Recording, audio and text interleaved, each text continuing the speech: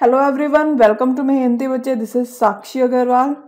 ਸੋ ਅੱਜ ਇਸ ਵੀਡੀਓ ਦੇ ਵਿੱਚ ਆਪਾਂ ਇਕਨੋਮਿਕਸ ਦੇ ਬਚੇ ਹੋਏ ਟੌਪਿਕਸ ਕਵਰ ਕਰਾਂਗੇ। ਸੋ ਸਟਾਰਟ ਕਰਦੇ ਹਾਂ। ਸਭ ਤੋਂ ਪਹਿਲਾ ਟੌਪਿਕ ਹੈ ਡੈਮੋਗ੍ਰਾਫੀ ਆਫ ਇੰਡੀਆ। ਓਕੇ, ਅਗਰ ਆਪਾਂ ਗੱਲ ਕਰੀਏ ਡੈਮੋਗ੍ਰਾਫੀ ਦਾ ਮਤਲਬ ਕੀ ਹੁੰਦਾ ਹੈ? ਪਾਪੂਲੇਸ਼ਨ ਦੀ ਸਟੱਡੀ ਕਰਨਾ। ਠੀਕ ਹੈ, ਸੋ ਅਗਰ ਆਪਾਂ ਡੈਮੋਗ੍ਰਾਫੀ ਦੀ ਸਟੱਡੀ ਕਰਦੇ ਹਾਂ ਤਾਂ ਆਪਾਂ ਨੂੰ ਟ੍ਰੈਂਡਸ ਤੇ ਪ੍ਰੋਸੈਸਿਸ ਸਮਝ ਆਉਂਦੇ ਆ ਪਾਪੂਲੇਸ਼ਨ ਨਾਲ ਰਿਲੇਟਡ ਕਿ ਪਾਪੂਲੇਸ਼ਨ ਦਾ ਸਾਈਜ਼ ਕਿਵੇਂ ਚੇਂਜ ਹੋ ਰਿਹਾ ਹੈ, ਬਰਥਸ ਡੈਥ ਰੇਟ ਕੀ ਚੱਲ ਰਿਹਾ ਹੈ, ਮਾਈਗ੍ਰੇਸ਼ਨ ਕਿੰਨੀ ਹੋ ਰਹੀ ਹੈ। ਠੀਕ ਹੈ, ਤੇ ਪਾਪੂਲੇਸ਼ਨ ਦਾ ਸਟਰਕਚਰ ਕਿਵੇਂ ਹੈ, ਮਤਲਬ ਵਿਮਨ ਕਿੰਨੀਆਂ ਨੇ, ਉਸ 'ਚ ਮੈਨ ਕਿੰਨੇ ਆ ਤੇ ਡਿਫਰੈਂਟ ਏਜ ਗਰੁੱਪਸ ਕਿੰਨੇ ਨੇ। ਓਕੇ, ਡੈਮੋਗ੍ਰਾਫਿਕ ਡਾਟਾ ਜਿਹੜਾ ਇੰਪੋਰਟੈਂਟ ਹੁੰਦਾ ਹੈ ਪਲੈਨਿੰਗ ਤੇ ਇੰਪਲੀਮੈਂਟੇਸ਼ਨ ਦੇ ਲਈ, ਸਟੇਟ ਪੋਲਿਸੀਜ਼ ਸਪੈਸ਼ਲੀ ਉਹ ਪੋਲਿਸੀਜ਼ ਜਿਹੜੀਆਂ ਕਿ ਇਕਨੋਮਿਕ ਡਿਵੈਲਪਮੈਂਟ ਤੇ ਜਨਰਲ ਪਬਲਿਕ ਵੈਲਫੇਅਰ ਦੇ ਲਈ ਚਲਾਈਆਂ ਜਾਂਦੀਆਂ ਨੇ। ਸੋ ਦੇਖੋ, ਅਗਰ ਸਪੋਜ਼ ਕਰੋ ਕੋਈ ਗਵਰਨਮੈਂਟ ਸਕੀਮ ਲਾਂਚ ਕਰ ਰਹੀ ਹੈ ਬੱਚਿਆਂ ਦੇ ਲਈ, ਅਗਰ ਆਪਣੇ ਕੋਲ ਡਾਟਾ ਹੋਊਗਾ, ਆਪਾਂ ਨੂੰ ਪਤਾ ਹੋਊਗਾ ਵੀ ਬੱਚਿਆਂ ਦੀ ਪਾਪੂਲੇਸ਼ਨ ਕਿੰਨੀ ਹੈ, ਤਾਂ ਆਪਾਂ ਆਰਾਮ ਦੇ ਨਾਲ ਉਸ ਸਕੀਮ ਨੂੰ ਉਸ ਤਰੀਕੇ ਨਾਲ ਚਲਾ ਸਕਾਂਗੇ। ਠੀਕ ਹੈ, ਉਹ ਤੋਂ ਬਾਅਦ ਨੈਕਸਟ ਹੈ ਡੈਮੋਗ੍ਰਾਫੀ ਥਿਊਰੀਜ਼। ਸੋ ਸਭ ਤੋਂ ਪਹਿਲੀ ਜਿਹੜੀ ਥਿਊਰੀ ਹੈ ਉਹ ਹੈਗੀ ਹੈ ਮੈਲਥਿਊਸੀਅਨ ਥਿਊਰੀ ਆਫ ਪਾਪੂਲੇਸ਼ਨ ਗਰੋਥ। ਇਹਦੇ ਵਿੱਚ ਤੁਸੀਂ ਕੀ ਯਾਦ ਰੱਖਣਾ ਹੈ ਕਿ ਜਿਹੜੀ ਇਹ ਥਿਊਰੀ ਹੈ ਉਹਨੇ ਕੀ ਐਕਸਪਲੇਨ ਕੀਤਾ ਸੀ ਕਿ ਜਿਹੜੀ ਹਿਊਮਨ ਪਾਪੂਲੇਸ਼ਨ ਹੈ ਉਹ ਜ਼ਿਆਦਾ ਜਲਦੀ ਗਰੋ ਕਰ ਰਹੀ ਹੈ ਦੈਨ ਫੂਡ ਸਪਲਾਈ। ਠੀਕ ਹੈ, ਤੇ ਇਹ ਚੀਜ਼ ਕਦ ਤੱਕ ਚੱਲਦੀ ਰਹੂਗੀ? ਜਦ ਤੱਕ ਕਿ ਕੋਈ ਫੈਮਾਈਨ, ਵॉर, ਡਿਜ਼ੀਜ਼ ਹੈ ਜਿਹੜਾ ਉਹ ਨਾ ਆ ਜਾਏ ਤੇ ਉਹਦੇ ਨਾਲ ਪਾਪੂਲੇਸ਼ਨ ਨਾ ਰਿਡਿਊਸ ਹੋ ਜਾਏ। ਠੀਕ ਹੈ, ਤੇ ਇਹ ਮੰਨਿਆ ਜਾ ਰਿਹਾ ਹੈ ਕਿ ਪਾਸਟ 3 ਸੈਂਚੁਰੀਜ਼ ਤੋਂ ਜਿਹੜੀ ਪਾਪੂਲੇਸ਼ਨ ਆ ਉਹ ਇਨਕਰੀਜ਼ ਹੋ ਰਹੀ ਹੈ। ਠੀਕ ਹੈ, ਤੁਸੀਂ ਇੱਥੇ ਦੇਖ ਸਕਦੇ ਹੋ ਪਾਪੂਲੇਸ਼ਨ ਤੇ ਰਿਸੋਰਸਿਸ। ਠੀਕ ਹੈ, ਪਾਪੂਲੇਸ਼ਨ ਇਨਕਰੀਜ਼ ਹੋ ਰਹੀ ਹੈ। ਉਹ ਤੋਂ ਬਾਅਦ ਨੈਕਸਟ ਆਪਣੇ ਕੋਲ ਹੈ demographic transition theory. Demographic transition theory ਨੂੰ ਯੂਜ਼ ਕਰਦੇ ਹਾਂ ਡਿਸਕ੍ਰਾਈਬ ਤੇ ਪ੍ਰਿਡਿਕਟ ਕਰਨ ਦੇ ਲਈ ਫਿਊਚਰ ਪਾਪੂਲੇਸ਼ਨ ਦਾ ਕਿਸੇ ਵੀ ਏਰੀਆ ਦੇ। ਜਿਹੜੀ ਇਹ ਥਿਊਰੀ ਹੈ ਉਹ ਆਪਾਂ ਨੂੰ ਕੀ ਦੱਸਦੀ ਹੈ ਕਿ ਪਾਪੂਲੇਸ਼ਨ ਹੈ ਜਿਹੜੀ ਕਿਸੇ ਵੀ ਰੀਜਨ ਦੀ ਉਹ ਚੇਂਜ ਕਰ ਰਹੀ ਹੈ ਹਾਈ ਡੈਥ ਰੇਟ ਤੋਂ ਲੋ ਬਰਥ ਤੇ ਲੋ ਡੈਥ ਰੇਟ ਤੇ। ਜਿਵੇਂ ਹੀ ਸੁਸਾਇਟੀ ਪ੍ਰੋਗਰੈਸ ਕਰਦੀ ਹੈ ਰੂਰਲ ਐਗਰੇਰੀਅਨ ਤੋਂ ਅਰਬਨ ਇੰਡਸਟਰੀਅਲ ਤੇ ਲਿਟਰੇਟ ਸੁਸਾਇਟੀ ਦੀ ਔਰ। ਯਾਨੀ ਕਿ ਕੀ ਹੈ ਕਿ ਪਹਿਲਾਂ ਕੀ ਹੈ, ਜਿਵੇਂ ਅਗਰ ਸੁਸਾਇਟੀ ਰੂਰਲ ਹੋਵੇ ਤੇ ਇਲਿਟਰੇਟ ਲੋਕ ਹੋਣ, ਠੀਕ ਹੈ, ਉੱਥੇ ਬਰਥ ਰੇਟ ਵੀ ਜ਼ਿਆਦਾ ਹੁੰਦਾ ਤੇ ਡੈਥ ਰੇਟ ਵੀ ਜ਼ਿਆਦਾ ਹੁੰਦਾ। ਬਟ ਜਿਵੇਂ ਹੀ ਸੁਸਾਇਟੀ ਮੂਵ ਕਰਦੀ ਹੈ ਅਰਬਨ ਇੰਡਸਟਰੀਅਲਾਈਜੇਸ਼ਨ ਤੇ ਲਿਟਰੇਰੀ ਸੁਸਾਇਟੀ ਦੀ ਔਰ, ਤਾਂ ਉੱਥੇ ਬਰਥ ਰੇਟ ਵੀ ਘੱਟ ਜਾਂਦਾ ਤੇ ਡੈਥ ਰੇਟ ਵੀ ਘੱਟ ਜਾਂਦਾ। ਠੀਕ ਹੈ, ਜਿਹੜੇ ਚੇਂਜਿਸ ਸਟੇਜਿਸ ਦੇ ਵਿੱਚ ਅਕਰ ਹੁੰਦੇ ਆ ਉਹਨਾਂ ਨੂੰ ਆਪਾਂ ਕੀ ਬੋਲਦੇ ਆ? Demographic cycle. ਉਹ ਤੋਂ ਬਾਅਦ ਨੈਕਸਟ ਹੈ growth of population. Growth of population ਦਾ ਮਤਲਬ ਕੀ ਹੈ ਕਿ ਨੰਬਰ ਆਫ ਪੀਪਲ ਜਿਹੜੇ ਕਿ ਪਰਟੀਕੂਲਰ ਏਰੀਆ ਦੇ ਵਿੱਚ ਰਹਿ ਰਹੇ ਨੇ, ਠੀਕ ਹੈ, 2 ਪੁਆਇੰਟ ਆਫ ਟਾਈਮ ਤੇ ਉਹ ਏਰੀਆ ਉਹਨਾਂ ਦੀ ਨੰਬਰ ਦੇ ਵਿੱਚ ਕਿੰਨਾ ਚੇਂਜ ਆ ਰਿਹਾ, ਉਹਨੂੰ ਬੋਲਦੇ ਆ ਗਰੋਥ ਆਫ ਪਾਪੂਲੇਸ਼ਨ। ਠੀਕ ਹੈ, ਉਹਨੂੰ ਪਰਸੈਂਟੇਜ ਦੇਖਿਆ ਜਾਂਦਾ ਕਿ ਸਪੋਜ਼ ਕਰੋ ਆਪਾਂ ਅਗਰ ਕਹੀਏ ਕਿ 2000 ਦੇ ਵਿੱਚ ਪਾਪੂਲੇਸ਼ਨ ਪਰਟੀਕੂਲਰ ਏਰੀਆ ਦੀ ਇੰਨੀ ਸੀ ਤੇ ਫਿਰ ਹੁਣ ਅਗਰ ਆਪਾਂ 2010 'ਚ ਦੇਖ ਰਹੇ ਤਾਂ ਇੰਨੀ ਹੋਊਗੀ। ਤਾਂ ਅਗਰ ਉਹ ਜਿਹੜੀ ਫਿਗਰ ਉਹ ਇਨਕਰੀਜ਼ ਹੋਈ ਹੋਊਗੀ ਤਾਂ ਆਪਾਂ ਬੋਲਾਂਗੇ ਕਿ ਪਾਪੂਲੇਸ਼ਨ ਇੰਨੇ ਨਾਲ ਗਰੋ ਕਰ ਗਈ। ਉਹ ਤੋਂ ਬਾਅਦ ਨੈਕਸਟ ਆਪਣੇ ਕੋਲ ਹੈ, ਹੁਣ ਦੇਖੋ ਇੱਥੇ ਆਪਾਂ ਨੂੰ ਅਲੱਗ-ਅਲੱਗ ਗਰੋਥ ਰੇਟ ਦਿੱਤੇ ਹੋਏ ਆ, ਇਹਦੇ ਬਾਰੇ ਦੇਖਦੇ ਹਾਂ। ਦੇਖੋ ਇਹਦੇ ਵਿੱਚ ਆਪਣੇ ਕੋਲ ਕੀ ਹੈ, ਅਲੱਗ-ਅਲੱਗ ਈਅਰ ਹੈ, ਠੀਕ ਹੈ, ਤੇ ਟੋਟਲ ਪਾਪੂਲੇਸ਼ਨ ਹੈ ਤੇ ਇਹਦੇ ਵਿੱਚ ਦੱਸਿਆ ਹੈ ਕਿ ਪਰਸੈਂਟੇਜ ਆਫ ਗਰੋਥ ਕੈਸੀ ਰਹੀ ਹੈ, ਪੋਜ਼ਿਟਿਵ ਰਹੀ ਹੈ, ਨੈਗੇਟਿਵ ਰਹੀ ਹੈ, ਕੀ ਹੋ ਰਿਹਾ। ਹੁਣ ਦੇਖੋ ਸਭ ਤੋਂ ਪਹਿਲਾਂ ਅਗਰ ਆਪਾਂ ਗੱਲ ਕਰੀਏ ਫੇਜ਼ 1 ਦੀ, ਜਿਹੜਾ ਪੀਰੀਅਡ 1901 ਤੋਂ ਲੈ ਕੇ 1921 ਦਾ ਸੀ, ਉਹਨੂੰ ਆਪਾਂ ਪੀਰੀਅਡ ਆਫ ਸਟੈਗਨੈਂਟ ਜਾਂ ਫਿਰ ਸਟੇਸ਼ਨਰੀ ਫੇਜ਼ ਆਫ ਗਰੋਥ ਬੋਲਦੇ ਹਾਂ ਇੰਡੀਆ ਦੀ ਪਾਪੂਲੇਸ਼ਨ ਦਾ, ਕਿਉਂਕਿ ਇਸ ਪੀਰੀਅਡ ਦੇ ਵਿੱਚ ਜਿਹੜੀ ਗਰੋਥ ਰੇਟ ਹੈ ਉਹ ਬਹੁਤ ਜ਼ਿਆਦਾ ਘੱਟ ਸੀਗੀ ਤੇ ਨੈਗੇਟਿਵ ਗਰੋਥ ਰੇਟ ਸ਼ੋ ਹੋ ਰਹੀ ਹੈ 1911 ਤੋਂ ਲੈ ਕੇ 1921 ਦੇ ਵਿੱਚ। ਬਰਥ ਰੇਟ ਤੇ ਡੈਥ ਰੇਟ ਹੈ ਜਿਹੜੇ ਉਹ ਹਾਈ ਸੀਗੇ। ਠੀਕ ਹੈ, ਪੂਅਰ ਹੈਲਥ ਤੇ medical facilities, illiteracy at large and inefficient distribution system of food and other basic necessity ਹੈ ਜਿਹੜੇ ਰਿਸਪੋਂਸੀਬਲ ਹੈ ਕਿ ਬਰਥ ਰੇਟ ਬਹੁਤ ਜ਼ਿਆਦਾ ਸੀ ਤੇ ਡੈਥ ਰੇਟ ਵੀ ਬਹੁਤ ਜ਼ਿਆਦਾ ਸੀ ਇਹ ਪੀਰੀਅਡ ਦੇ ਵਿੱਚ। ਹੁਣ ਆਪਾਂ ਅਗਲੇ ਪੀਰੀਅਡ ਦੀ ਗੱਲ ਕਰ ਰਹੇ 1901 ਤੋਂ ਲੈ ਕੇ 1921 ਤੱਕ। ਇਹ ਪੀਰੀਅਡ ਦੇ ਵਿੱਚ ਬਰਥ ਰੇਟ ਵੀ ਜ਼ਿਆਦਾ ਦੇਖਣ ਨੂੰ ਮਿਲੇ ਤੇ ਡੈਥ ਰੇਟ ਵੀ ਜ਼ਿਆਦਾ ਦੇਖਣ ਨੂੰ ਮਿਲੇ ਤੇ ਇਹ ਪੀਰੀਅਡ ਨੂੰ ਆਪਾਂ ਕੀ ਬੋਲਦੇ ਹਾਂ? Period of stagnant and stationery phase of growth of India's population। Second phase ਹੈ ਜਿਹੜਾ 1921 ਤੋਂ ਲੈ ਕੇ 1951 ਦੇ ਵਿੱਚ ਆਇਆ, ਇਹਨੂੰ ਬੋਲਦੇ ਆ period of ਸਟੈਡੀ population growth. Overall improvement ਦੇਖਣ ਨੂੰ ਮਿਲੀ ਹੈਲਥ ਦੇ ਵਿੱਚ, ਸੈਨੀਟੇਸ਼ਨ ਦੇ ਵਿੱਚ, ਕੰਟਰੀ ਦੇ ਵਿੱਚ। ਠੀਕ ਹੈ, ਤਾਂ ਇਹਦੇ ਨਾਲ ਕੀ ਹੋਇਆ, ਜਿਹੜਾ ਡੈਥ ਰੇਟ ਹੈ ਉਹ ਘਟਣਾ ਸਟਾਰਟ ਹੋ ਗਿਆ। ਉਹ ਤੋਂ ਬਾਅਦ ਨੈਕਸਟ ਆਪਣੇ ਕੋਲ ਹੈ 1951 ਤੋਂ ਲੈ ਕੇ 1981, ਇਹਨੂੰ ਕੀ ਬੋਲਦੇ ਆ? Period of population explosion in India. ਠੀਕ ਹੈ, ਪਹਿਲਾਂ ਕੀ ਸੀ, ਪਾਪੂਲੇਸ਼ਨ ਹੈ ਜਿਹੜੀ ਸਟੈਗਨੈਂਟ ਚੱਲ ਰਹੀ ਸੀ, ਫਿਰ ਗਰੋਥ ਹੋਣ ਲੱਗ ਗਈ, ਫਿਰ ਉਹ ਤੋਂ ਬਾਅਦ ਪਾਪੂਲੇਸ਼ਨ ਦਾ ਐਕਸਪਲੋਜਨ ਹੋ ਗਿਆ। ਇਹ ਕਿਉਂ ਆਇਆ? ਕਿਉਂਕਿ ਜਿਹੜੀ ਮੋਰਟੈਲਿਟੀ ਰੇਟ ਹੈ ਉਹ ਬਹੁਤ ਜ਼ਿਆਦਾ ਘੱਟ ਗਈ, ਬਟ ਫਰਟੀਲਿਟੀ ਰੇਟ ਹੈ ਜਿਹੜਾ ਬਹੁਤ ਜ਼ਿਆਦਾ ਵੱਧ ਗਿਆ। ਯਾਨੀ ਕਿ ਬਰਥ ਰੇਟ ਬਹੁਤ ਜ਼ਿਆਦਾ ਵੱਧ ਗਿਆ ਇਹ ਪੀਰੀਅਡ ਦੇ ਵਿੱਚ। ਇਹ ਪੀਰੀਅਡ ਕਦੋਂ ਦਾ ਸੀਗਾ? ਜਦੋਂ ਆਜ਼ਾਦ ਹੋਇਆ ਸੀ ਇੰਡੀਆ। ਡਿਵੈਲਪਮੈਂਟ ਐਕਟੀਵਿਟੀਜ਼ ਇੰਟਰੋਡਿਊਸ ਕੀਤੀ ਗਈ ਇੱਕ ਸੈਂਟਰਲਾਈਜ਼ ਪ੍ਰੋਸੈਸਿੰਗ ਦੇ ਨਾਲ, ਠੀਕ ਹੈ, ਤੇ ਇਕੋਨਮੀ ਹੈ ਜਿਹੜੀ ਉਹਦੀ ਇੰਪਰੂਵ ਹੋਣ ਲੱਗ ਗਈ ਸੀ ਇੰਡੀਆ ਦੀ। ਤਾਂ ਉਹਦੇ ਕਰਕੇ ਲੋਕਾਂ ਦੀ ਜਿਹੜੀ ਲਿਵਿੰਗ ਕੰਡੀਸ਼ਨ ਸੀਗੀਆਂ ਉਹ ਅੱਛੀਆਂ ਹੋ ਰਹੀਆਂ ਸੀ। ਤਾਂ ਕਰਕੇ ਇਹ ਵਾਲੇ ਫੇਜ਼ ਦੇ ਵਿੱਚ ਆਪਾਂ ਨੂੰ ਪਾਪੂਲੇਸ਼ਨ ਐਕਸਪਲੋਜਨ ਦੇਖਣ ਨੂੰ ਮਿਲਿਆ 51 ਤੋਂ ਲੈ ਕੇ 81 ਦੇ ਵਿੱਚ। ਓਕੇ, ਇੱਥੇ 2 ਦੀ ਫਿਗਰ ਸੀ, ਹੁਣ 6 ਤੱਕ ਦੀ ਫਿਗਰ 'ਚ ਵੀ ਆ ਗਈ ਪਾਪੂਲੇਸ਼ਨ, ਸੌਰੀ। ਉਹ ਤੋਂ ਬਾਅਦ ਫੇਜ਼ 4 ਇਨ ਪੋਸਟ 1981 ਟਿਲ ਪ੍ਰੈਜ਼ੈਂਟ ਜਿਹੜੀ ਗਰੋਥ ਰੇਟ ਹੈ ਕੰਟਰੀ ਦੀ ਪਾਪੂਲੇਸ਼ਨ ਦੀ ਉਹ ਹਾਈ ਹੈ, ਬਟ ਕੁਛ ਹੱਦ ਤੱਕ ਉਹ ਘਟੀ ਹੈ। A downward trend of crude birth rate is held responsible for such a population growth. This was in turn affected by increase in mean age at marriage, improved quality of life, education of female in the country। यानी कि ਜਿਹੜਾ ਇਹ ਵਾਲਾ phase ਹੈ 4th phase 1981 ਤੋਂ ਬਾਅਦ ਵਾਲੇ ਦਾ, ਉਹਦੇ ਵਿੱਚ ਕੀ ਹੋਇਆ ਕਿ ਬਰਥ ਰੇਟ ਇਨਕਰੀਜ਼ ਜ਼ਰੂਰ ਦੇਖਣ ਨੂੰ ਮਿਲ ਰਿਹਾ ਹੈ, ਬਟ ਲੋਕ ਹੈ ਜਿਹੜੇ ਸਮਝਦਾਰੀ ਦੇ ਨਾਲ ਚੱਲ ਰਹੇ ਨੇ, ਠੀਕ ਹੈ, ਕਿਉਂਕਿ ਹੁਣ ਜਿਹੜੀ ਲੜਕੀਆਂ ਉਹਨਾਂ ਨੂੰ ਵੀ ਪੜ੍ਹਾਉਣਾ ਸ਼ੁਰੂ ਕਰ ਦਿੱਤਾ ਗਿਆ, ਪ੍ਰੋਪਰ ਏਜ 'ਚ ਉਹਨਾਂ ਦੀ ਮੈਰਿਜ ਕਰਨ ਲੱਗ ਗਏ, ਪਹਿਲਾਂ ਜਲਦੀ ਕਰ ਦਿੰਦੇ ਸੀ, ਠੀਕ ਹੈ। ਸੋ ਪਾਪੂਲੇਸ਼ਨ ਗਰੋਥ ਦੇਖਣ ਨੂੰ ਮਿਲ ਰਹੀ ਹੈ, ਬਟ ਇੱਕ ਸਟੇਬਲ ਰੇਟ 'ਤੇ ਦੇਖਣ ਨੂੰ ਮਿਲ ਰਹੀ ਹੈ। ਉਹ ਤੋਂ ਬਾਅਦ ਨੈਕਸਟ ਹੈ ਸੈਂਸਸ, ਪਾਪੂਲੇਸ਼ਨ ਡਾਟਾ ਜਿਹਨੂੰ ਕਿ ਕਲੈਕਟ ਕੀਤਾ ਜਾਂਦਾ ਹੈ ਸੈਂਸਸ ਦੇ ਰਾਹੀਂ। ਜਿਹੜਾ ਸੈਂਸਸ ਹੈ ਉਹ ਹਰ 10 ਸਾਲ ਬਾਅਦ ਕੰਡਕਟ ਹੁੰਦਾ ਕੰਟਰੀ ਦੇ ਵਿੱਚ, ਠੀਕ ਹੈ। ਫਸਟ ਪਾਪੂਲੇਸ਼ਨ ਸੈਂਸਸ ਹੈ ਜਿਹੜਾ 1872 ਦੇ ਵਿੱਚ ਹੋਇਆ, ਬਟ ਫਸਟ ਕੰਪਲੀਟ ਸੈਂਸਸ ਹੈ ਜਿਹੜਾ ਉਹ 1881 ਦੇ ਵਿੱਚ ਹੋਇਆ। ਉਹ ਤੋਂ ਬਾਅਦ ਹੁਣ ਸੈਂਸਸ ਹੁੰਦਾ ਕੀ ਹੈ? ਸੈਂਸਸ ਇੱਕ ਪ੍ਰੋਸੈਸ ਹੈ collect, compile, analyse, evaluate, publish ਕਰਨ ਦੇ ਲਈ ਡਾਟਾ ਪਾਪੂਲੇਸ਼ਨ ਦੇ ਰਿਗਾਰਡਿੰਗ। ਇਹਦੇ ਵਿੱਚ ਡੈਮੋਗ੍ਰਾਫਿਕ, ਸੋਸ਼ਲ, ਇਕਨੋਮਿਕ ਡਾਟਾ ਜਿਹੜੇ ਨੇ ਪਰਟੀਕੂਲਰ ਡੇਟ ਦੇ ਉੱਪਰ ਸਾਰੇ ਪ੍ਰੋਵਾਈਡ ਕੀਤੇ ਜਾਂਦੇ ਆ, ਠੀਕ ਹੈ। ਪਰਟੀਕੂਲਰ ਡੇਟ ਰੱਖ ਲੈਂਦੇ ਆ ਵੀ ਉਦੋਂ ਦੀ ਦੇਖਾਂਗੇ, ਸੋ ਪ੍ਰੋਵਾਈਡ ਕਰਦੇ ਆ। ਸੈਂਸਸ ਇੱਕ ਸਟੈਚੂਟਰੀ ਐਕਸਰਸਾਈਜ਼ ਹੈ ਜਿਹਨੂੰ ਕਿ ਸੈਂਸਸ ਐਕਟ 1947 ਐਂਡ ਰੂਲਸ ਜੋ ਕਿ ਇਹਦੇ ਅੰਦਰ ਬਣੇ ਹੋਏ ਆ ਉਹਦੇ ਤਹਿਤ ਕੰਡਕਟ ਕੀਤਾ ਜਾਂਦਾ ਹੈ। ਸੋ ਫਸਟ ਸੈਂਸਸ ਕਦੋਂ ਹੋਇਆ? ਸੈਂਸਸ ਹੈ ਜਿਹੜਾ ਉਹ ਮੌਰਨ ਡਾਇਨੈਸਟੀ ਦੇ ਪੀਰੀਅਡ ਤੋਂ ਬਾਅਦ ਹੀ ਸਟਾਰਟ ਹੋ ਗਿਆ ਸੀਗਾ, ਠੀਕ ਹੈ, ਉਹਨਾਂ ਦੇ ਪੀਰੀਅਡ ਤੋਂ ਹੀ ਸਟਾਰਟ ਹੋ ਗਿਆ ਸੀ ਬੇਸਿਕਲੀ। ਉਹ ਤੋਂ ਬਾਅਦ 1865 ਤੋਂ ਲੈ ਕੇ 1872 ਦੇ ਵਿੱਚ ਇਹਨੂੰ ਸਿਸਟਮੈਟਿਕ ਆਰਡਰ 'ਚ ਕਰਨਾ ਸਟਾਰਟ ਕੀਤਾ ਗਿਆ, ਠੀਕ ਹੈ। ਤੇ ਫਿਰ ਉਹ ਤੋਂ ਬਾਅਦ 1881 ਤੋਂ ਬਾਅਦ ਇਹ ਵਧੀਆ ਤਰੀਕੇ ਨਾਲ ਕੰਡਕਟ ਹੋਣ ਲੱਗ ਗਿਆ। ਉਹ ਤੋਂ ਬਾਅਦ ਸੈਂਸਸ ਹੁਣ ਇੰਪੋਰਟੈਂਟ ਕਿਉਂ ਹੈ? ਜਿਹੜਾ ਇੰਡੀਅਨ ਸੈਂਸਸ ਹੈ ਮੋਸਟ ਕ੍ਰੈਡੀਬਲ ਸੋਰਸ ਹੈ ਇਨਫੋਰਮੇਸ਼ਨ ਦਾ ਡੈਮੋਗ੍ਰਾਫੀ ਦੇ ਉੱਪਰ। Demography means population characteristic, economic activity, literacy, education, housing, household amenities, urbanization, fertility, mortality, scheduled caste and scheduled tribe, language, religion, migration, disability and many other socio-culture demographic data since 1872। मतलब ਜਦੋਂ ਆਪਾਂ senses ਕਰਦੇ ਹਾਂ ਤਾਂ ਆਪਾਂ ਨੂੰ ਸਾਰਾ ਕੁਝ ਪਤਾ ਲੱਗ ਜਾਂਦਾ ਵੀ ਕਿੰਨੀ ਮਾਈਗ੍ਰੇਸ਼ਨ ਹੋਈ, ਕਿੰਨੇ ਐਸਸੀਜ਼ ਨੇ, ਕਿੰਨੇ ਐਸਟੀਜ਼ ਨੇ, ਠੀਕ ਹੈ, ਜਾਂ ਫਿਰ ਕਿੰਨੇ ਲੋਕ ਅਰਬਨ ਏਰੀਆਜ਼ 'ਚ ਰਹਿ ਰਹੇ ਨੇ, ਕਿੰਨੇ ਰੂਰਲ ਏਰੀਆਜ਼ 'ਚ ਰਹਿ ਰਹੇ ਨੇ, ਸਾਰਾ ਕੁਝ ਪਤਾ ਲੱਗ ਜਾਂਦਾ ਹੈ। ਜਿਹੜਾ ਸੈਂਸਸ ਹੁੰਦਾ ਓਨਲੀ ਸੋਰਸ ਹੈ primary data the village, town ਤੇ ਵਾਰਡ ਲੈਵਲ ਦੇ ਵਿੱਚ। ਇਹ ਵੈਲਿਊਏਬਲ ਇਨਫੋਰਮੇਸ਼ਨ ਦਿੰਦਾ ਹੈ ਜਿਹਦੀ ਹੈਲਪ ਨਾਲ ਪ੍ਰੋਪਰ ਪਲੈਨਿੰਗ ਕੀਤੀ ਜਾ ਸਕਦੀ ਹੈ ਤੇ ਜਿਹੜੀ ਸੈਂਟਰ ਤੇ ਸਟੇਟ ਗਵਰਨਮੈਂਟ ਹੈ ਉਹ ਦੇਖਦੇ ਹੋਏ ਕਿ ਡਾਟਾ ਕੈਸਾ ਹੈ ਉਹਦੇ ਅਕੋਰਡਿੰਗ ਆਪਣੀ ਪੋਲਿਸੀਜ਼ ਨੂੰ ਫਾਰਮੂਲੇਟ ਕਰ ਸਕਦੇ ਨੇ, ਓਕੇ।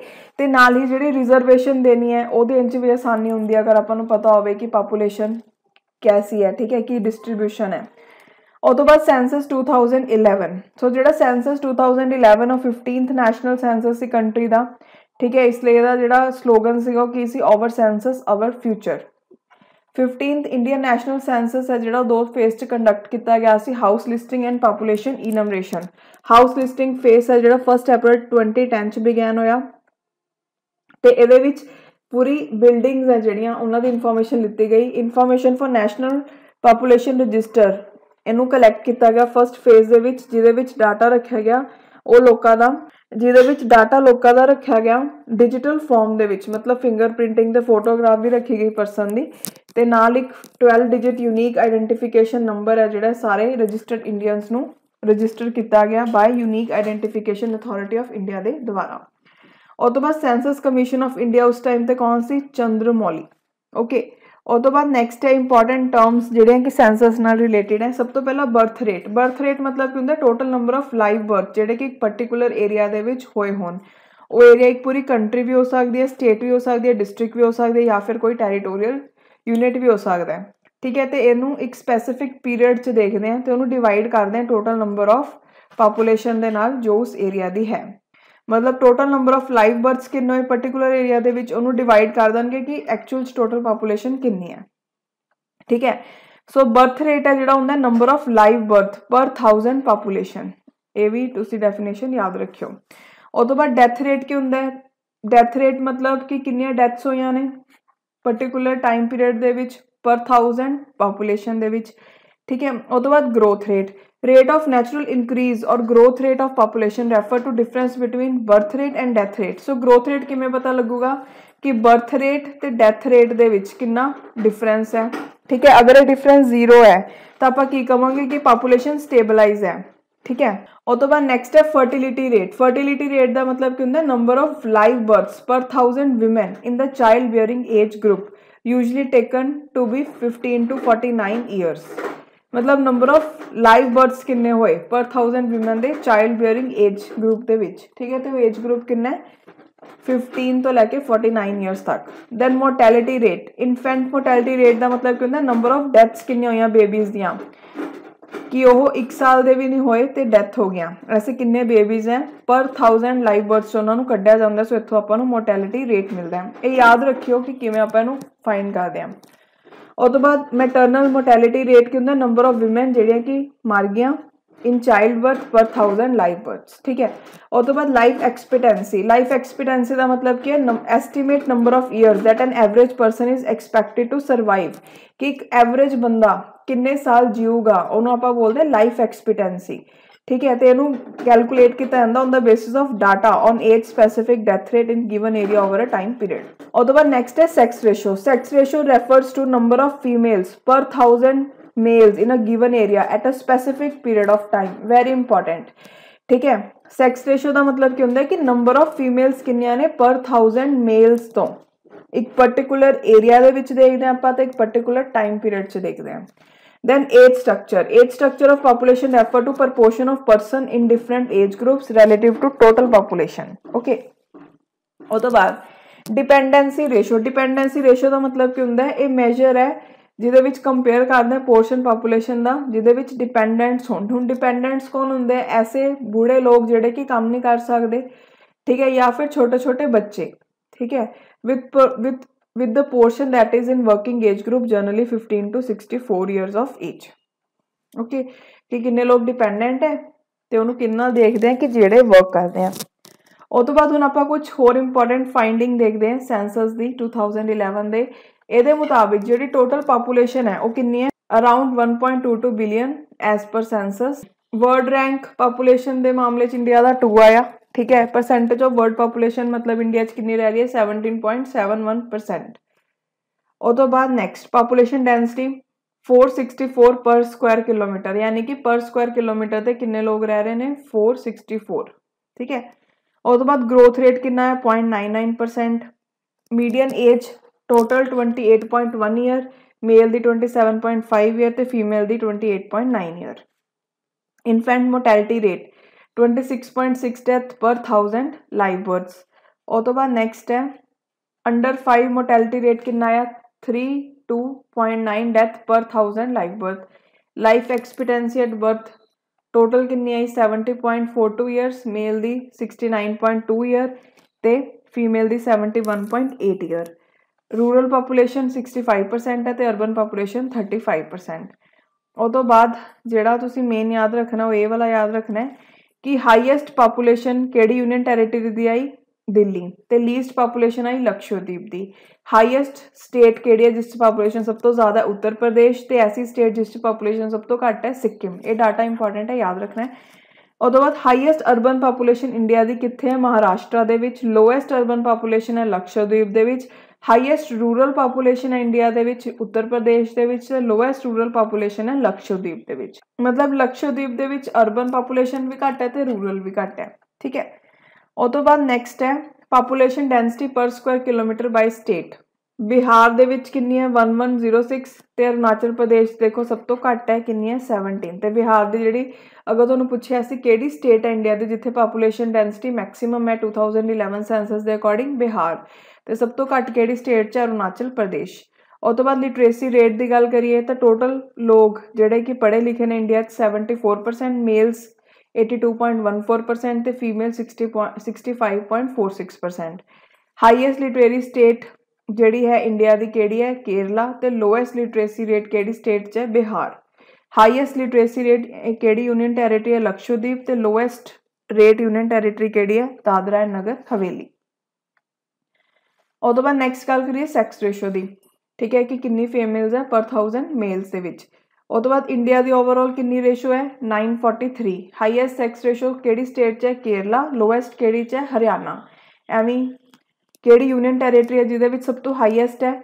ਪੌਂਡੀਚੇਰੀ। ਤੇ ਕਿਹੜੀ ਯੂਨੀਅਨ ਟੈਰੀਟਰੀ ਹੈ ਜਿਹਦੇ ਵਿੱਚ ਸਭ ਤੋਂ ਲੋਐਸਟ ਸੈਕਸ ਰੇਸ਼ੋ ਹੈ? ਦਮਨ ਐਂਡ ਦਿਊ। ਠੀਕ ਹੈ, ਅਗਰ ਆਪਾਂ 0 to 6 ਈਅਰ ਦੇ ਬੱਚਿਆਂ ਦੀ ਗੱਲ ਕਰੀਏ ਤਾਂ ਉਹਨਾਂ ਦੀ ਕਿੰਨਾ ਰੇਸ਼ੋ ਹੈ?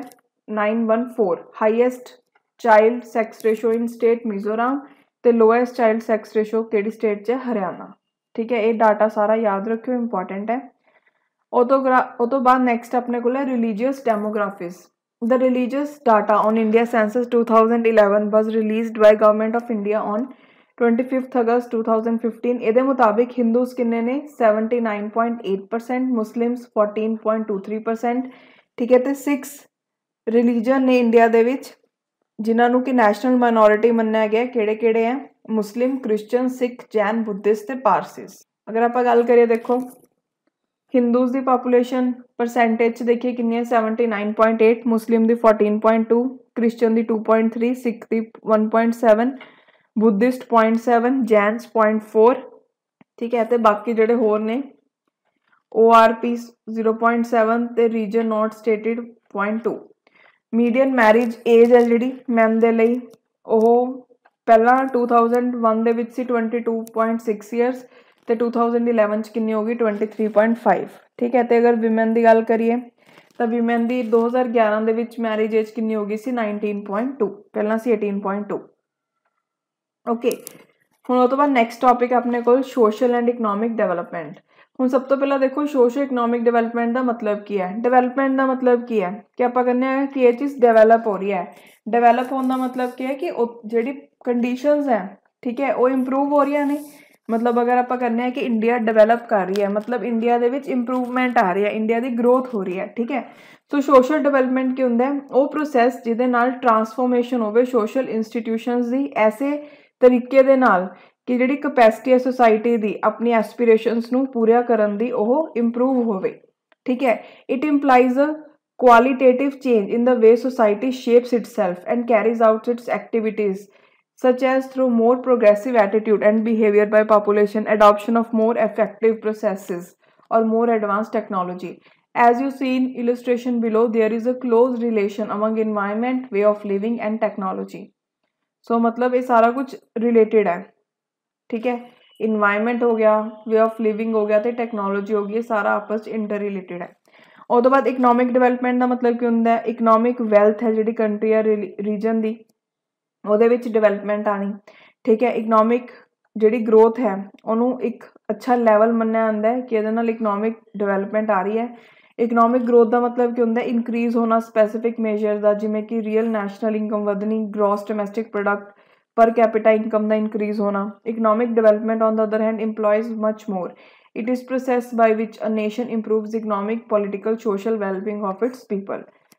एक इकनॉमिक ग्रोथ है, ठीक है, तो उस तो बाद अपने को इकनॉमिक डिवेलपमेंट है। इकनॉमिक ग्रोथ का मतलब क्या होंगे कि कुछ स्पैसीफिक चीज़ों का इंक्रीज होना, जिमें नैशनल इनकम होगी, ग्रॉस डोमैस्टिक प्रोडक्ट हो गया, पर कैपिटा इनकम होगी।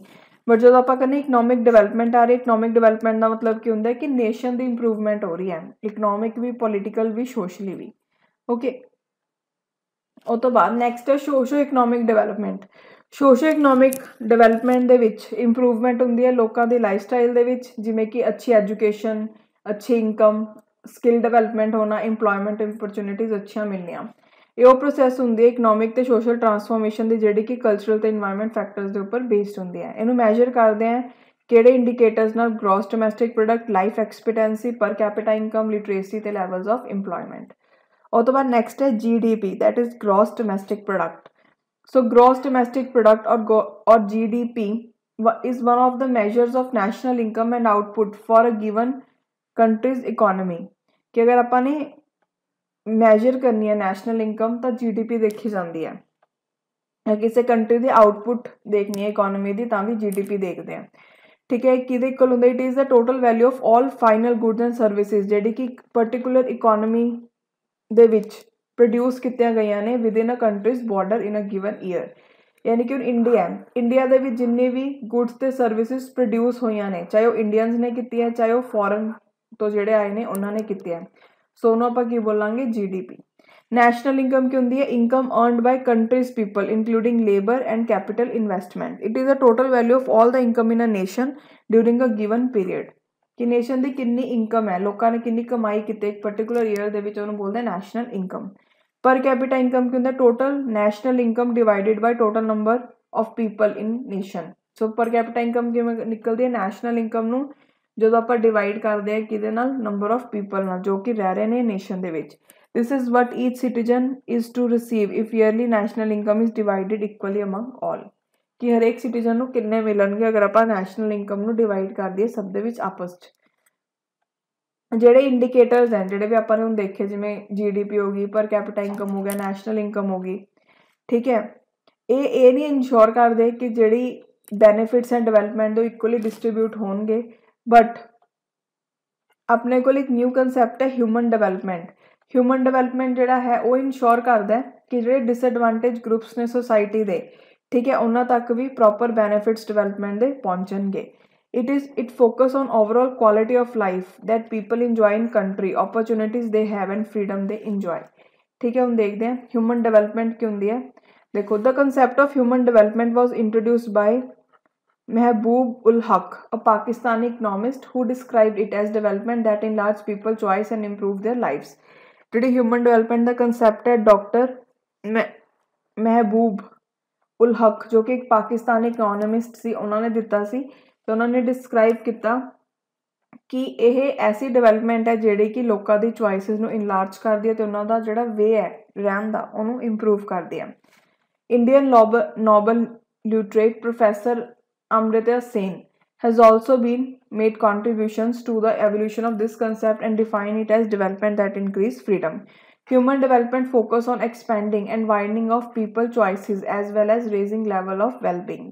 It cover all aspects of human life and people choice like economic, social, political, cultural, educational, physical, biological, mental, emotional. Income is only one of the many component of development। ਜਦੋਂ ਆਪਾਂ human development ਦੀ ਗੱਲ ਕਰਦੇ ਹਾਂ ਤਾਂ ਆਪਾਂ ਸਾਰਾ ਕੁਝ ਦੇਖਦੇ ਹਾਂ, economic, social, political, culture, education, mental, emotional development, ਤੇ ਜਿਹੜੀ ਇਨਕਮ ਹੈ ਉਹ ਇੱਕ ਇਹਦਾ ਪਾਰਟ ਹੈ। ਹਿਊਮਨ ਡਿਵੈਲਪਮੈਂਟ ਹੈ ਜਿਹੜੀ ਉਹ ਲੋਕਾਂ ਨੂੰ ਸੈਂਟਰ ਆਫ ਡਿਵੈਲਪਮੈਂਟ ਦੇ ਉੱਪਰ ਰੱਖਦੀ ਹੈ ਤੇ ਐਮਫੇਸਾਈਜ਼ ਕਰਦੀ ਹੈ ਕਿ ਜਿਹੜਾ ਪਰਪਸ ਹੈ ਡਿਵੈਲਪਮੈਂਟ ਦਾ ਉਹ ਕੀ ਹੈ, ਇਨਲਾਰਜ ਕਰਨਾ ਹਿਊਮਨ ਚੁਆਇਸਿਸ ਨੂੰ, ਸਿਰਫ ਇਨਕਮ ਦੇ ਉੱਪਰ ਹੀ ਫੋਕਸ ਨਹੀਂ ਕਰਦੀ। It regard economic growth as essential but emphasize the need to pay attention to its quality and distribution। Okay, Human Development Index। Human Development Index 1909 ਦੇ ਵਿੱਚ ਡਿਵੈਲਪ ਕੀਤਾ ਗਿਆ ਸੀ ਇੱਕ ਗਰੁੱਪ ਆਫ ਇਕਨੋਮਿਸਟ ਦੇ ਰਾਹੀਂ, ਜਿਹਦੇ ਵਿੱਚ ਡਾਕਟਰ ਮਹਿਬੂਬ ਉਲ ਹਕ ਤੇ ਪ੍ਰੋਫੈਸਰ ਅੰਮ੍ਰਿਤਾ ਸੇਨ ਵੀ ਇਨਕਲੂਡ ਸੀ। ਜਿਹੜਾ ਬੇਸਿਕ ਯੂਜ਼ HDI ਦਾ ਉਹ ਕੀ ਹੈ, ਮੈਜਰ ਕਰਨਾ ਕੰਟਰੀ ਦੀ ਡਿਵੈਲਪਮੈਂਟ ਦਾ ਲੈਵਲ ਕੀ ਹੈ। ਸੋ ਅਗਰ ਆਪਾਂ ਨੇ ਕੰਟਰੀ ਦੀ ਡਿਵੈਲਪਮੈਂਟ ਦਾ ਲੈਵਲ ਚੈੱਕ ਕਰਨਾ ਤਾਂ ਆਪਾਂ ਉੱਥੇ ਦਾ ਹਿਊਮਨ ਡਿਵੈਲਪਮੈਂਟ ਇੰਡੈਕਸ ਦੇਖਾਂਗੇ। ਹਿਊਮਨ ਡਿਵੈਲਪਮੈਂਟ ਰਿਪੋਰਟ ਹੈ ਜਿਹੜੀ ਉਹਨੂੰ ਪਬਲਿਸ਼ ਕੀਤਾ ਜਾਂਦਾ UNDP that is united nation development programme ਦੇ ਰਾਹੀਂ। ਹਿਊਮਨ ਡਿਵੈਲਪਮੈਂਟ ਇੰਡੈਕਸ ਦੇ ਵਿੱਚ 3 ਬੇਸਿਕ ਇੰਡੀਕੇਟਰਸ ਹੈ, ਕਿਹੜੇ ਕਿਹੜੇ, long and healthy life, knowledge ਤੇ decent standard of living. Okay, so ਹੁਣ ਇਹਦੇ ਵਿੱਚ ਦੇਖੋ ਸਭ ਤੋਂ ਪਹਿਲਾਂ ਲੌਂਗ ਐਂਡ ਹੈਲਥੀ ਲਾਈਫ ਦੇ ਵਿੱਚ ਕੀ ਹੈ, life expectancy at birth that is life expectancy index. Knowledge ਦੇ ਵਿੱਚ ਐਜੂਕੇਟਿਡ ਈਅਰਸ ਕਿੰਨੇ ਬਿਤਾਏ ਸਕੂਲਿੰਗ ਦੇ ਵਿੱਚ ਤੇ ਮੀਨ ਈਅਰ ਸਕੂਲ ਦੇ ਕਿੰਨੇ ਆ, ਮਤਲਬ ਐਜੂਕੇਸ਼ਨ ਇੰਡੈਕਸ, ਠੀਕ ਹੈ। Then decent standard of living ਦੇ ਵਿੱਚ ਕੀ ਹੁੰਦਾ ਹੈ, GNI per capita that is GNI index. Okay, ਉਹ ਤੋਂ ਬਾਅਦ next sustainable development. So next ਹੈ ਸਸਟੇਨੇਬਲ ਡਿਵੈਲਪਮੈਂਟ। ਜਿਹੜਾ ਸਸਟੇਨੇਬਲ ਡਿਵੈਲਪਮੈਂਟ ਉਹ ਇੱਕ ਬ੍ਰੌਡ ਕੰਸੈਪਟ ਹੈ that is defined as development that meets the needs of present without compromising the ability of future generation to meet their own needs। so sustainable development एक ऐसी development है ਜਿਹਦੇ ਵਿੱਚ present generation ਦੀ needs ਨੂੰ meat ਕੀਤਾ ਜਾਂਦਾ ਹੈ, but ਇਹ ਧਿਆਨ 'ਚ ਰੱਖਿਆ ਜਾਂਦਾ ਹੈ ਕਿ ਜਿਹੜੀ ਫਿਊਚਰ ਜਨਰੇਸ਼ਨਸ ਹੈ ਆਪਾਂ ਉਹਨਾਂ ਦਾ ਹੱਕ ਤਾਂ ਨਹੀਂ ਖਾ ਰਹੇ, ਠੀਕ ਹੈ, ਉਹਨਾਂ ਦੀਆਂ ਜਿਹੜੀਆਂ ਨੀਡਸ ਹੈ ਉਹ ਵੀ ਪੂਰੀਆਂ ਹੋਣ, ਉਹਨੂੰ ਵੀ ਦਿਮਾਗ 'ਚ ਰੱਖਿਆ ਜਾਂਦਾ ਹੈ। ਜਿਹੜਾ ਸਸਟੇਨੇਬਲ ਡਿਵੈਲਪਮੈਂਟ ਹੈ ਇਸ 'ਚ economic development, social development, individual development ਤੇ ਇਨਵਾਇਰਮੈਂਟ ਡਿਵੈਲਪਮੈਂਟ ਸਭ ਕੁਝ ਐਡਿਡ ਨੇ। ਜਿਹੜਾ ਪ੍ਰਾਇਮਰੀ ਗੋਲ ਹੈ ਸਸਟੇਨੇਬਲ ਡਿਵੈਲਪਮੈਂਟ ਦਾ ਉਹ ਕੀ ਹੈ, ਅਚੀਵ ਕਰਨਾ ਇੱਕ ਰੀਜ਼ਨੇਬਲ ਤੇ ਇਕੁਇਟੇਬਲੀ ਡਿਸਟ੍ਰੀਬਿਊਟ ਲੈਵਲ ਆਫ ਇਕਨੋਮਿਕ ਤੇ ਸੋਸ਼ਲ ਵੈਲਬੀਂਗ, ਠੀਕ ਹੈ, ਜਿਹੜਾ ਕਿ ਕਾਫੀ ਸਾਰੇ ਆਉਣ ਵਾਲੀ ਜਨਰੇਸ਼ਨਸ ਦੇ ਲਈ ਕੰਟੀਨਿਊ ਰਹੇ। ਇਹਦੇ ਵਿੱਚ ਸਾਰੇ ਜਿਹੜੇ ਸੈਕਸ਼ਨ ਨੇ ਸੁਸਾਇਟੀ ਦੇ ਉਹਨਾਂ ਦੀ ਨੀਡਸ ਨੂੰ ਦੇਖਿਆ ਜਾਂਦਾ, ਇਨਕਲੂਡਿੰਗ ਡਿਸਐਡਵਾਂਟੇਜ ਗਰੁੱਪਸ, ਠੀਕ ਹੈ। ਸੋ ਸਸਟੇਨੇਬਲ ਡਿਵੈਲਪਮੈਂਟ ਦੇ ਵਿੱਚ ਸੋਸ਼ਲ, ਇਕਨੋਮਿਕ, ਇੰਡੀਵਿਜੂਅਲ ਤੇ ਇਨਵਾਇਰਮੈਂਟ ਸਾਰੀ ਤਰ੍ਹਾਂ ਦੀ ਡਿਵੈਲਪਮੈਂਟ ਆ ਗਈ। ਉਹ ਤੋਂ ਬਾਅਦ ਹੈ socio economic development in India. Although various efforts have been made for development of country right from the day the country became independent, it is since 1990 that India has emerged as one of the fastest growing economy in developing world. It is said that economy of India is 12th largest in the world by market exchange rate and 4th largest in world by GDP measures on purchasing power parity basis. Okay, it has been accompanied by increase in life expectancy and literacy rate and attainment of food security. ਸੋ ਦੇਖੋ major policies ਤੇ programs ਕਿਹੜੇ ਨੇ ਸੋਸ਼ੋ economic development ਦੇ ਉੱਪਰ। ਸਭ ਤੋਂ ਪਹਿਲਾਂ ਹੈਗਾ ਐਜੂਕੇਸ਼ਨ ਫॉर ਆਲ। ਲਾਸਟ 2 ਡੈਕੇਡਸ ਦੇ ਵਿੱਚ ਇੰਟਰਨੈਸ਼ਨਲ ਏਜੰਸੀਜ਼ ਦੀ ਹੈਲਪ ਦੇ ਨਾਲ ਕਾਫੀ ਸਾਰੇ ਮੈਜਰਸ ਆ ਜਿਹੜੇ ਐਜੂਕੇਸ਼ਨ ਫॉर ਆਲ ਨੂੰ ਇਹ ਚੀਜ਼ ਨੂੰ ਪੂਰਾ ਕਰਨ ਦੇ ਲਈ ਲਿੱਤੇ ਗਏ ਨੇ। ਸੋ ਕਿਹੜੀ ਚੀਜ਼ਾਂ ਨੇ, ਜਿਵੇਂ ਕਿ national education policy on education 1986, ਇਹ ਕੀ ਕਹਿੰਦੀ ਹੈ, ਫ੍ਰੀ ਤੇ ਕੰਪਲਸਰੀ ਐਜੂਕੇਸ਼ਨ ਸਾਰੇ ਬੱਚਿਆਂ ਨੂੰ ਪ੍ਰੋਵਾਈਡ ਕੀਤੀ ਜਾਵੇ up to age group of 14। 86 Constitution Amendment Act 2002 made free and compulsory education a fundamental right for children in age group of 6 to 14 year।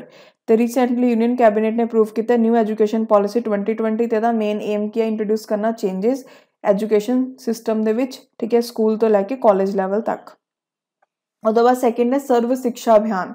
ਇੱਕ ਐਂਬੀਸ਼ੀਅਸ ਪ੍ਰੋਗਰਾਮ ਹੈ ਅਚੀਵ ਕਰਨ ਦੇ ਲਈ ਗੋਲ ਯੂਨੀਵਰਸਲਾਈਜ਼ ਕਰਨ ਦਾ ਐਲੀਮੈਂਟਰੀ ਐਜੂਕੇਸ਼ਨ ਨੂੰ, ਤੇ ਇਹਨੂੰ ਕੀ ਬੋਲਦੇ ਆ, ਸਰਵ ਸਿੱਖਿਆ ਅਭਿਆਨ।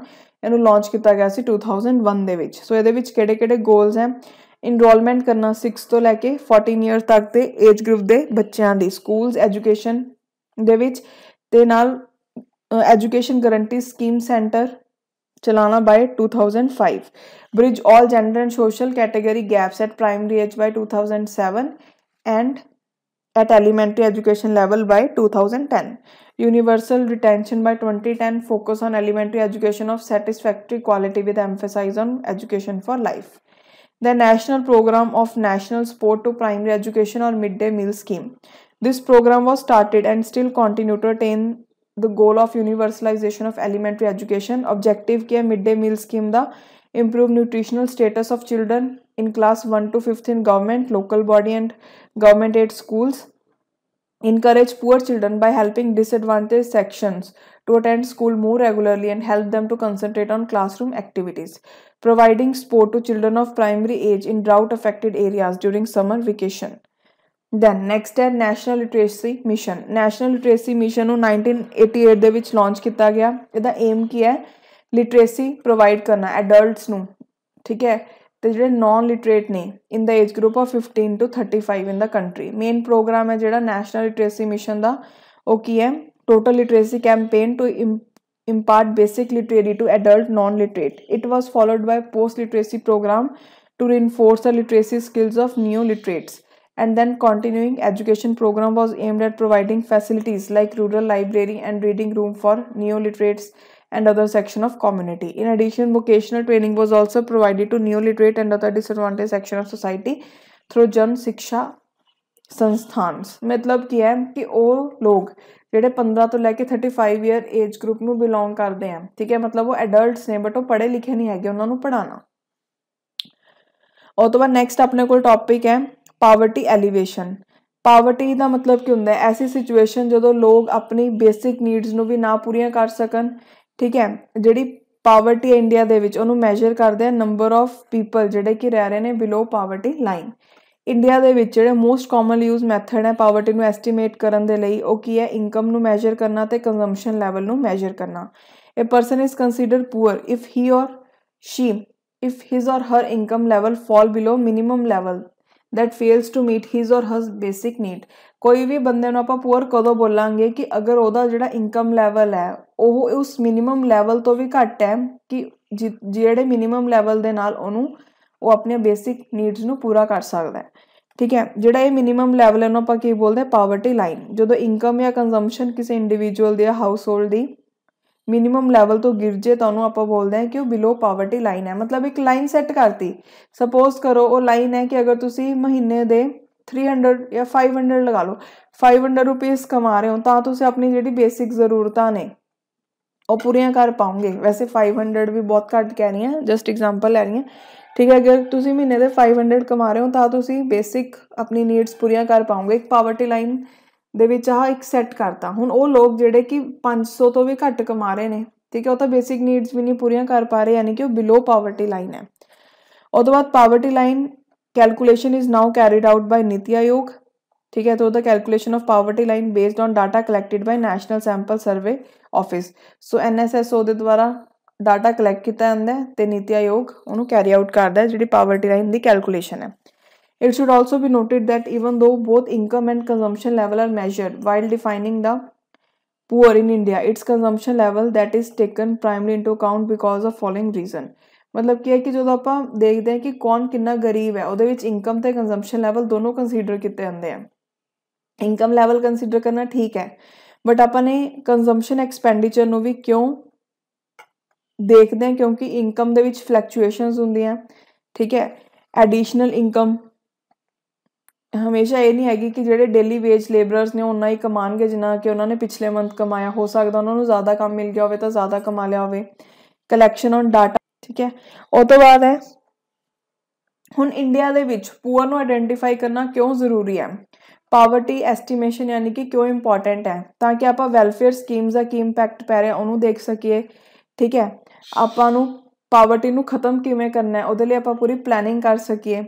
ਤੇ ਇੱਕ ਇਹ ਕੌਨਸਟੀਟਿਊਸ਼ਨਲ ਰਿਕੁਆਇਰਮੈਂਟ ਵੀ ਹੈ, ਠੀਕ ਹੈ। ਕੌਨਸਟੀਟਿਊਸ਼ਨ ਦੇ ਮੁਤਾਬਿਕ just the equitable society estimation of poverty paves the way for such a society as it helps in identifying the vulnerable section of society at ease।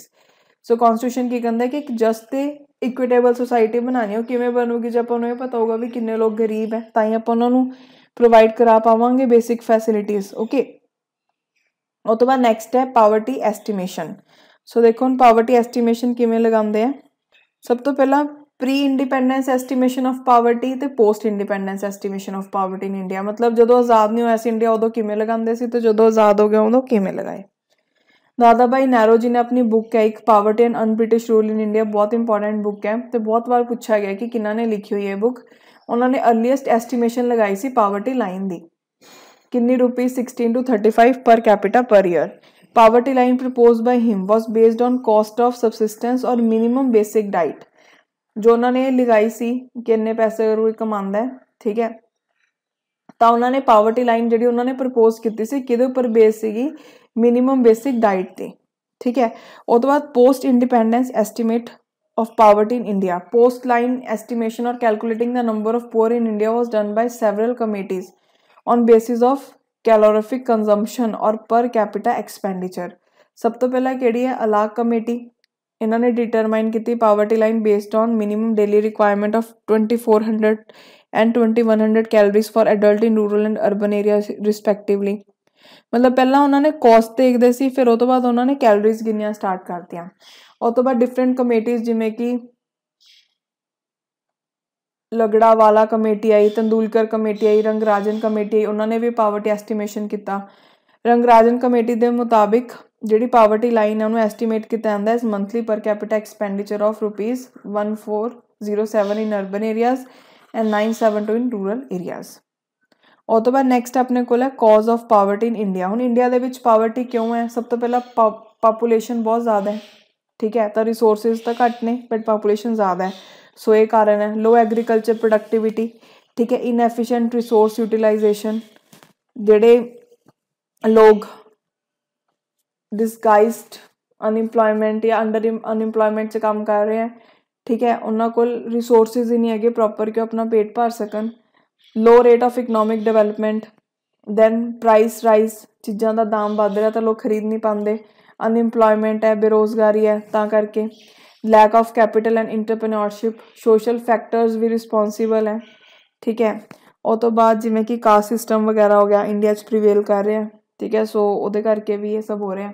Then colonial exploitation, Britishers the effect ਅੱਜ ਵੀ ਨਜ਼ਰ ਆਉਂਦਾ ਉਹਨਾਂ ਨੇ ਜੋ ਕੀਤਾ ਉਸ time 'ਤੇ। ਕਲਾਈਮੈਟਿਕ factors, ਠੀਕ ਹੈ, ਕਿਤੇ ਸੁੱਕਾ ਆ ਜਾਂਦਾ ਹੈ, ਬਾਰਿਸ਼ ਨਹੀਂ ਪੈਂਦੀ, ਸੋ ਉਹਦੀ ਵਜ੍ਹਾ ਤੋਂ ਵੀ ਪਾਵਰਟੀ ਜਿਹੜੀ ਉਹ ਇਨਕਰੀਜ਼ ਹੋ ਰਹੀ ਹੈ। ਦੈਨ ਲੋਕ ਪਾਵਰਟੀ ਟਰੈਪ ਦੇ ਵਿੱਚ ਫਸ ਜਾਂਦੇ ਨੇ। ਠੀਕ ਹੈ, ਉਹ ਤੋਂ ਬਾਅਦ ਹੁਣ ਇੰਡੀਆ ਦੇ ਵਿੱਚ ਕਿਹੜੇ ਪ੍ਰੋਗਰਾਮਸ ਚਲਾਏ ਜਾ ਰਹੇ ਨੇ ਪਾਵਰਟੀ ਨੂੰ ਘਟਾਉਣ ਦੇ ਲਈ, ਇੱਕ ਵਾਰ ਇਹਨਾਂ ਨੂੰ ਜ਼ਰੂਰ ਦੇਖਿਓ, ਇੰਪੋਰਟੈਂਟ ਹੈ। ਸਭ ਤੋਂ ਪਹਿਲਾਂ integrated rural development programme, that is IRDP, ਇਹਨੂੰ 1978 ਤੋਂ ਲੈ ਕੇ 79 ਦੇ ਵਿੱਚ ਇੰਟਰੋਡਿਊਸ ਕੀਤਾ ਗਿਆ ਅਤੇ ਇਹਦੀ ਯੂਨੀਵਰਸਲਾਈਜੇਸ਼ਨ ਹੋਈ 1980 ਦੇ ਵਿੱਚ। ਇਹਦਾ ਏਮ ਕੀ ਹੈ, ਅਸਿਸਟੈਂਸ ਪ੍ਰੋਵਾਈਡ ਕਰਨੀ ਰੂਰਲ ਪੂਅਰ ਨੂੰ in form of subsidy and bank credit for productive employment opportunities through successive plan period. ਉਹ ਤੋਂ ਬਾਅਦ ਜਵਾਹਰ ਰੋਜ਼ਗਾਰ ਯੋਜਨਾ ਜਾਂ ਜਵਾਹਰ ਗ੍ਰਾਮ ਸਮਰਿੱਧੀ ਯੋਜਨਾ, ਜਿਹੜੀ ਜਵਾਹਰ ਰੋਜ਼ਗਾਰ ਯੋਜਨਾ ਹੈ ਇਹਦਾ ਮੇਨ ਏਮ ਕੀ ਹੈ, ਜਨਰੇਟ ਕਰਨਾ ਮੀਨਿੰਗਫੁਲ ਇੰਪਲੋਇਮੈਂਟ ਓਪਰਚੁਨਿਟੀਜ਼ ਅਨਇੰਪਲੋਇਡ ਅਤੇ ਅੰਡਰ ਇੰਪਲੋਇਡ ਦੇ ਲਈ ਰੂਰਲ ਏਰੀਆਜ਼ ਦੇ ਵਿੱਚ ਇਕਨੋਮਿਕ ਇਨਫਰਾਸਟਰਕਚਰ, ਕਮਿਊਨਿਟੀ ਅਤੇ ਸੋਸ਼ਲ ਐਸਿਡਸ ਨੂੰ ਕ੍ਰੀਏਟ ਕਰਕੇ। ਉਹ ਤੋਂ ਬਾਅਦ ਨੈਕਸਟ ਹੈ ਰੂਰਲ ਹਾਊਸਿੰਗ, ਇੰਦਰਾ ਆਵਾਸ ਯੋਜਨਾ। ਜਿਹੜੀ ਇੰਦਰਾ ਆਵਾਸ ਯੋਜਨਾ ਹੈ ਉਹਦਾ ਏਮ ਕੀ ਹੈ, ਪ੍ਰੋਵਾਈਡ ਕਰਨਾ ਫ੍ਰੀ ਹਾਊਸਿੰਗ ਉਹ ਲੋਕਾਂ ਨੂੰ ਜਿਹੜੇ ਕਿ ਬਿਲੋ ਪਾਵਰਟੀ ਲਾਈਨ ਨੇ ਅਤੇ ਉਹ ਰੂਰਲ ਏਰੀਆਜ਼ 'ਚ ਰਹਿ ਰਹੇ ਨੇ। ਓਕੇ, ਉਹ ਤੋਂ ਬਾਅਦ ਫੂਡ ਫॉर ਵਰਕ ਪ੍ਰੋਗਰਾਮ, ਇਹਦਾ ਮੇਨ ਏਮ ਕੀ ਹੈ, ਫੂਡ ਸਿਕਿਉਰਿਟੀ ਨੂੰ ਇਨਹਾਂਸ ਕਰਨਾ ਵੇਜ ਇੰਪਲੋਇਮੈਂਟ ਦੇ ਨਾਲ, food grains free of cost provide ਕੀਤੇ ਜਾਣ। ਠੀਕ ਹੈ, ਉਹ ਤੋਂ ਬਾਅਦ national old age pension scheme, ਜਿਹੜੀ ਇਹ ਪੈਨਸ਼ਨ ਹੈ ਇਹ ਸੈਂਟਰਲ ਇੰਪਲੋਇਮੈਂਟ ਦੇ ਦੁਆਰਾ ਦਿੱਤੀ ਜਾਂਦੀ ਹੈ। Job of implementation of this scheme in state and union territories is given to panchayat and municipalities. ਜਿਹੜੀ ਸਟੇਟਸ ਆ ਕੰਟਰੀਬਿਊਟ ਕਰਦੀਆਂ depending upon state. Amount of old age pension is ₹200 per month for applicant age between 60 to 79, and for applicant age between above 80 years the amount has been revised to 500 a month. ਉਹ ਤੋਂ ਬਾਅਦ Annapurna scheme, ਜਿਹੜੀ scheme ਹੈ ਇਹਨੂੰ start ਕੀਤੀ ਸੀ government ਨੇ 1999 ਤੋਂ ਲੈ ਕੇ 2000 ਦੇ ਵਿੱਚ, ਤਾਂ ਕਿ ਫੂਡ ਪ੍ਰੋਵਾਈਡ ਕੀਤਾ ਜਾਵੇ ਸੀਨੀਅਰ ਸਿਟੀਜ਼ਨਸ ਨੂੰ ਜਿਹੜੇ ਆਪਣਾ ਧਿਆਨ ਨਹੀਂ ਰੱਖ ਪਾਉਂਦੇ। ਠੀਕ ਹੈ, ਅਤੇ ਜਿਹੜੇ national old age pension scheme ਦੇ ਅੰਡਰ ਨਹੀਂ ਹੈਗੇ ਅਤੇ ਜਿਨ੍ਹਾਂ ਦਾ ਕੋਈ ਨਹੀਂ ਹੈਗਾ ਉਹਨਾਂ ਦੀ ਦੇਖ ਰੇਖ ਕਰਨ ਵਾਲਾ। ਜਿਹੜੀ ਸਕੀਮ ਇਹਦੇ ਵਿੱਚ 10 kg ਫ੍ਰੀ ਫੂਡ ਗ੍ਰੇਨਸ ਤੇ ਦਿੱਤੇ ਹੁੰਦੇ ਆ ਪੂਰੇ ਮੰਥ ਦੇ ਵਿੱਚ ਐਲੀਜੀਬਲ ਜਿਹੜੇ ਸੀਨੀਅਰ ਸਿਟੀਜ਼ਨਸ ਆ ਉਹਨਾਂ ਨੂੰ। ਠੀਕ ਹੈ, ਇਹ ਉਹ ਸਿਟੀਜ਼ਨਸ ਹੁੰਦੇ ਬੇਸਿਕਲੀ ਜਿਹੜੇ ਪੂਅਰੈਸਟ ਆਫ ਪੂਅਰ ਨੇ। ਉਹ ਤੋਂ ਬਾਅਦ ਸੰਪੂਰਨ ਗ੍ਰਾਮੀਣ ਰੋਜ਼ਗਾਰ ਯੋਜਨਾ, ਮੇਨ ਆਬਜੈਕਟਿਵ ਹੈ ਜਿਹੜਾ ਸਕੀਮ ਦਾ ਉਹ ਕੀ ਹੈ, ਵੇਜ ਇੰਪਲੋਇਮੈਂਟ ਜਨਰੇਟ ਕਰਨਾ, ਡਿਊਰੇਬਲ ਇਕਨੋਮਿਕ ਇਨਫਰਾਸਟਰਕਚਰ ਨੂੰ ਕ੍ਰੀਏਟ ਕਰਨਾ ਰੂਰਲ ਏਰੀਆਜ਼ ਦੇ ਵਿੱਚ, ਅਤੇ ਪ੍ਰੋਪਰ ਪ੍ਰੋਵੀਜ਼ਨ ਕਰਨਾ ਫੂਡ ਅਤੇ ਨਿਊਟ੍ਰੀਸ਼ਨ ਸਿਕਿਉਰਿਟੀ ਦਾ ਪੂਅਰ ਲਈ। ਦੈਨ ਨੈਕਸਟ ਹੈ Mahatma Gandhi national rural employment guarantee act, that is MNREGA 2005। ਜਿਹੜੇ ਐਕਟ ਹੈ ਪ੍ਰੋਵਾਈਡ ਕਰਦਾ 100 days ਐਸ਼ੋਰਡ ਇੰਪਲੋਇਮੈਂਟ ਹਰ ਇੱਕ ਸਾਲ ਹਰੇਕ ਹਾਊਸ ਹੋਲਡ ਦੇ ਲਈ। 1/3 ਪ੍ਰਪੋਜ਼ ਜੋਬਸ ਹੈ ਜਿਹੜੀਆਂ ਉਹ ਵੂਮੈਨ ਦੇ ਲਈ ਰਿਜ਼ਰਵ ਕੀਤੀਆਂ ਗਈਆਂ ਨੇ। ਸੈਂਟਰਲ ਗਵਰਨਮੈਂਟ ਹੈ ਜਿਹੜੀ ਉਹ ਐਸਟੈਬਲਿਸ਼ ਕਰੂਗੀ ਨੈਸ਼ਨਲ ਇੰਪਲੋਇਮੈਂਟ ਗਰੰਟੀ ਫੰਡ, ਅਤੇ ਸਟੇਟ ਗਵਰਨਮੈਂਟ ਐਸਟੈਬਲਿਸ਼ ਕਰਨਗੀਆਂ ਸਟੇਟ ਇੰਪਲੋਇਮੈਂਟ ਗਰੰਟੀ ਫੰਡ ਇਸ ਸਕੀਮ ਨੂੰ ਇੰਪਲੀਮੈਂਟ ਕਰਨ ਦੇ ਲਈ। ਇਸ ਸਕੀਮ ਦੇ ਵਿੱਚ ਅਗਰ ਐਪਲੀਕੈਂਟ ਹੈ ਜਿਹੜਾ ਉਹਨੂੰ 15 ਦਿਨ ਦੇ ਅੰਦਰ ਇੰਪਲੋਇਮੈਂਟ ਨਹੀਂ ਮਿਲਦੀ ਤਾਂ ਉਹਨੂੰ ਇੱਕ ਅਨਇੰਪਲੋਇਡ ਐਲੋਵੈਂਸ ਹੈ ਜਿਹੜਾ ਉਹ ਦਿੱਤਾ ਜਾਊਗਾ। ਠੀਕ ਹੈ, ਉਹ ਤੋਂ ਬਾਅਦ national rural livelihood mission Aajeevika 2011। It evolves out the need to diversify needs of rural poor and provide them job with regular income on monthly basis. Self-help groups are formed at village level to help the needy. ਜਿਵੇਂ self help group ਬਣਾਏ ਗਏ ਨੇ ਤਾਂ ਕਿ ਲੋਕਾਂ ਨੂੰ job ਮਿਲੇ। ਠੀਕ ਹੈ, ਤੇ ਉਹ ਆਪਣਾ ਪਾਲਣ ਪੋਸ਼ਣ ਕਰ ਸਕਣ। Then national urban livelihood mission focus on organising urban poor in self help groups. ਹੁਣ ਜਿਹੜਾ ਨੈਸ਼ਨਲ ਅਰਬਨ ਲਿਵਲੀਹੁੱਡ ਮਿਸ਼ਨ ਹੈ ਇਹਦਾ ਮੇਨ ਮਕਸਦ ਕੀ ਹੈ, ਜਿਹੜੇ ਲੋਕ ਸ਼ਹਿਰਾਂ 'ਚ ਰਹਿੰਦੇ ਨੇ, ਠੀਕ ਹੈ, ਉਹ ਆਪਣੇ ਆਪ ਨੂੰ ਸੈਲਫ ਹੈਲਪ ਗਰੁੱਪ ਦੇ ਵਿੱਚ ਆਰਗੇਨਾਈਜ਼ ਕਰਨ ਤਾਂ ਕਿ ਉਹਨਾਂ ਨੂੰ ਐਸੀ ਓਪਰਚੁਨਿਟੀਜ਼ ਮਿਲਣ ਕਿ ਉਹ ਸੈਲਫ ਇੰਪਲੋਇਡ ਬਣ ਸਕਣ। ਉਹ ਤੋਂ ਬਾਅਦ ਪ੍ਰਧਾਨ ਮੰਤਰੀ ਕੌਸ਼ਲ ਵਿਕਾਸ ਯੋਜਨਾ, ਇਹ ਫੋਕਸ ਕਰਦੀ ਹੈ fresh entrant to labour market. ਠੀਕ ਹੈ, ਸਪੈਸ਼ਲੀ ਉਹ ਜਿਹੜੇ ਕਿ ਮਤਲਬ ਕਈ ਹੁਣ ਕੀ ਕਰਦੇ ਨੇ, ਕਈ 10ਵੀਂ ਤੱਕ ਪੜ੍ਹਦੇ ਨੇ ਜਾਂ ਕਈ 12ਵੀਂ ਤੱਕ ਪੜ੍ਹਦੇ ਨੇ, ਉਹ ਤੋਂ ਬਾਅਦ ਫਿਰ ਲੇਬਰ ਐਕਟੀਵਿਟੀਜ਼ 'ਚ ਲੱਗ ਜਾਂਦੇ ਨੇ। ਸੋ ਜਿਹੜੀ ਪ੍ਰਧਾਨ ਮੰਤਰੀ ਕੌਸ਼ਲ ਵਿਕਾਸ ਯੋਜਨਾ ਹੈ ਉਹ ਇਹਨਾਂ ਉੱਪਰ ਮੇਨ ਟਾਰਗੇਟ ਕਰਦੀ ਹੈ। ਦੈਨ ਪ੍ਰਧਾਨ ਮੰਤਰੀ ਜਨ ਧਨ ਯੋਜਨਾ, it AIIMS at direct benefit transfer of subsidy pension insurance. ਠੀਕ ਹੈ, ਕਿੰਨਾ ਨੂੰ ਦੇਣਾ ਜਿਹੜੇ ਕਿ ਅਨਬੈਂਕਡ ਪੂਅਰ ਨੇ। ਠੀਕ ਹੈ, ਸੋ ਇਹਦੇ ਨਾਲ ਹੀ ਜਿਹੜਾ ਆਪਣਾ ਇਕਨੋਮਿਕਸ ਦਾ ਪਾਰਟ ਹੈ ਉਹ ਫਿਨਿਸ਼ ਹੁੰਦਾ ਹੈ। ਸੋ ਇਹ ਵਾਲੇ ਜਿਹੜੇ ਟੌਪਿਕਸ ਨੇ ਇਹਨਾਂ ਨੂੰ ਇੱਕ ਵਾਰ ਜ਼ਰੂਰ ਤੁਸੀਂ ਦੇਖ ਲਿਓ। ਓਕੇ, ਸੋ ਮਿਲਦੇ ਨੈਕਸਟ ਲੈਕਚਰ ਦੇ ਵਿੱਚ। ਅੱਜ ਲਈ ਇੰਨਾ ਹੀ। Thank you so much.